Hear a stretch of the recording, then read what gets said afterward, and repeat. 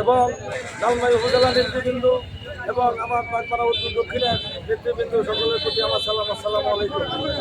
আজকে এই বৈরী আবহাওয়ার মধ্যে আমরা বৃষ্টির মধ্যে আজকে আমাদের কর্মসূচি আমরা শেষ করেছি। কিন্তু কেন আজকে আমরা কর্মসূচিটা করতে হলো? আজকে নিষিদ্ধ সংগঠন আওয়ামী লীগ, ছাত্রলীগ, যুবলীগ তাদের কিছু বিভিন্ন প্রক্রিয়া আমাদের নিরীহ কিছু কর্মীকে দিয়ে তারা ফেসবুকে আমাদের বিরুদ্ধে, আমাদের এমপি মহোদয়ের বিরুদ্ধে অনেক কিছু লেখালেখি করে। আমরা কিন্তু এখন পর্যন্ত তাদেরকে জিজ্ঞাসা করি নাই।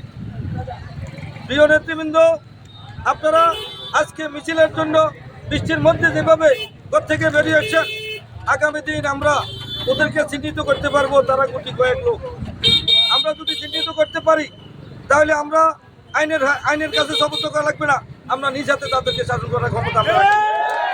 বিএনপি এখানে এত দুর্বল হয়ে যায় নাই যে এখনো পর্যন্ত প্রশাসন দিয়ে তাদেরকে হেনস্থ করতে হবে।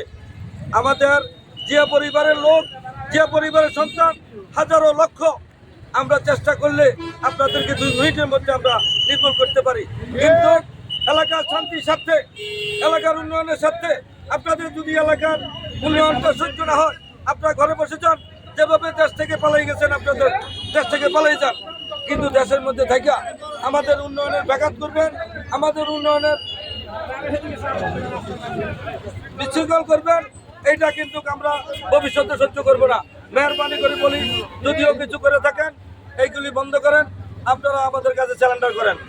না হয় কিন্তু আমরা খুঁজে বের করে আপনাদের বিচার করার মতো ক্ষমতা এই এলাকার বিএনপি রাখে।